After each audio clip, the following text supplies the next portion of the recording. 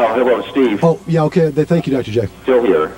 I can see through a powerful telescope, which I have, that there's debris floating in the air presently right now at about 20 stories below the top of the World Trade Center. And after the impact and the explosion, there was a tremendous amount of debris in the air just immediately after the impact. Dr. J, please hang on the line just for a second. We've got another eyewitness who joins us on the line. What is your name? Hello? Yes, my name is Steven Silva. I was on the line before. Oh, okay. Steve, what can you tell us? Anything new? And I only went to you after the first plane had hit. The second plane, did you see that hit as well?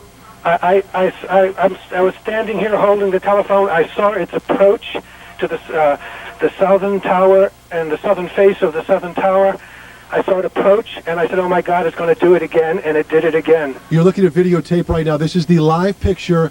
I'll bet is the second one that passed either between or to the right side. I can't tell from this angle. Two passenger planes have now collided with the World Trade Center. And you can see the pictures now. Steve, can you tell us anything new about what you saw in the second impact? Yeah, the second impact threw out a lot of debris right through the building, out the opposite side on the north face of it. It just threw out all manner of confetti like shrapnel. Okay, and have we got Dr. J still on the line? I'm here, Steve. Dr. J, when you saw now, because I have a very tough vantage point here, looking at the live chopper and live, because I'm sure we're restricted flights. Was the second tower ever involved until the second collision, or was it just one tower to that point? I can't tell right now because from this vantage point, the towers are superimposed on one another, sure. And it's very difficult to tell where the impact was. Steve, you're on the line as well. Was the second tower involved in the first crash at all, or is that... No, I'm sorry. It wasn't at all involved, not in the least. Not in the least. So, I mean, I would pray that folks got out of the second tower just with impending smoke and danger. So perhaps tragedy, at least for the folks that were in the building, certainly not those on board, could have been averted. We certainly don't want to speculate, but we would hope. I can't say, but it was so fast after the first one, it couldn't have been 20 minutes less. It was. I had it on my watch at 18, but of course that's not official or even deemed accurate. It's 9:12 right now. The first plane on my watch made contact at 8:48 in the morning. That was about 24 minutes ago. Within the first crash, 18 minutes later, a second plane went in, and I would imagine we certainly don't want to speculate at this point, but questions immediately arise as to some type of navigational material or electronics that perhaps went awry that would cause two planes within 18 minutes. This is war. There's no question about it. These are deliberate attacks. Well, let's certainly not go there. It's 9:12. We don't know anything more than what we can see right now. Those are flames. Those are smoke. Both twin towers engulfed at the top. One fuselage we thought had exploded after sticking inside one of the twin towers. Then we come to find out after looking at videotape that you have seen here several times that a second plane has hit the other twin tower. Both twin towers in New York City right now fully engulfed from the top floors up, smoke looming. I would certainly hope at some time, folks, we can go to John Del Giorno, because John knows a lot about flight. Okay, I'm just being told that our electronic gear that transports John's voice signal is located at the top of the World Trade Center. So that's going to be a problem getting to John. If John wants to feed us any information through our producer's desk via phone, certainly, John, I could use the help here on your knowledge of flight. Information that we have right now, that is certainly speculation, but it is all that we know, is that two planes have made contact, one with the North Tower, one with the South Tower. We don't know how many people are injured at this point. We know that fire and medical personnel are on the scene. We know that this is probably one of the worst tragedies, certainly, that New York City has seen since perhaps the World Trade Center bombing. We know nothing about whether the people got out of the second tower before the second bit of contact. Dr. J, can you add anything from what you see, sir? All I can say, Steve, is that I can see both. I can see at least one tower billowing smoke. I'm seeing the same images, actually, that you're seeing from the helicopter right now, from Chopper 7.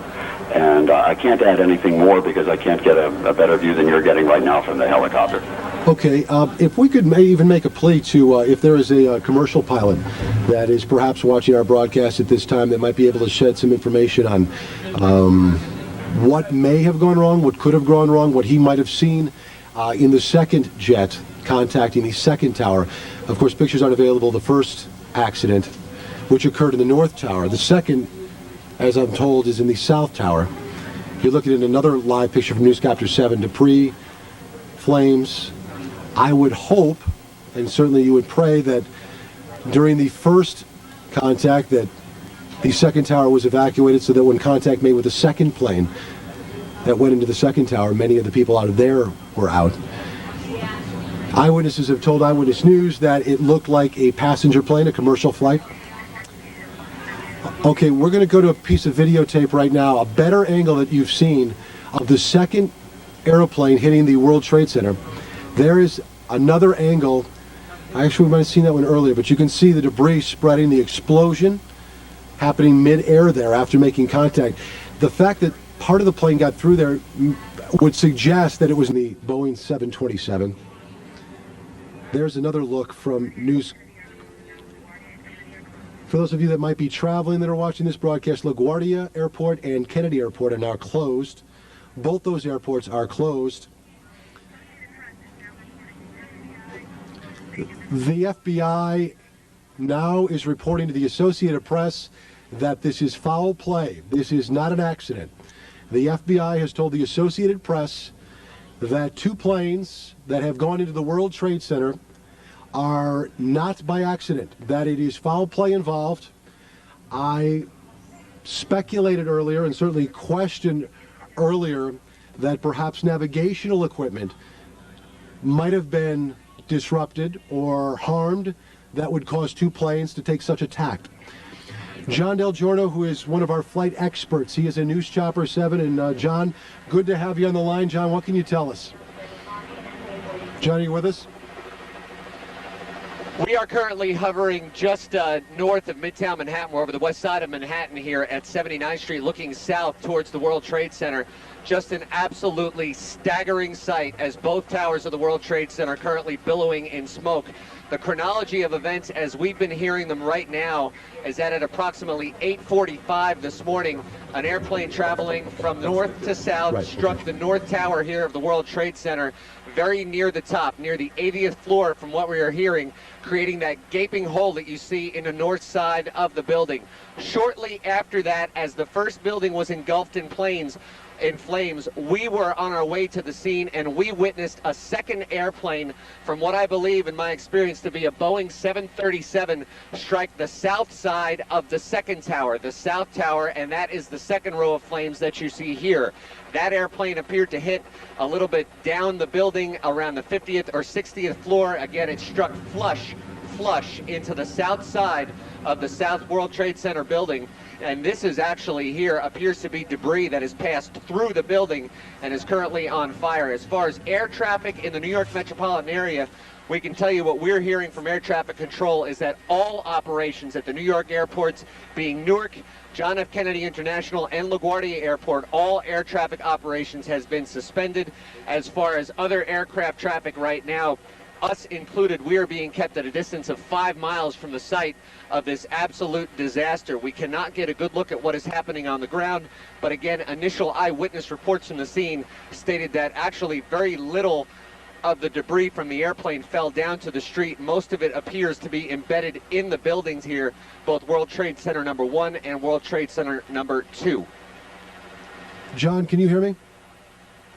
John Del Giorno, we might have some problems, they told me, with communication. Can you hear me, John?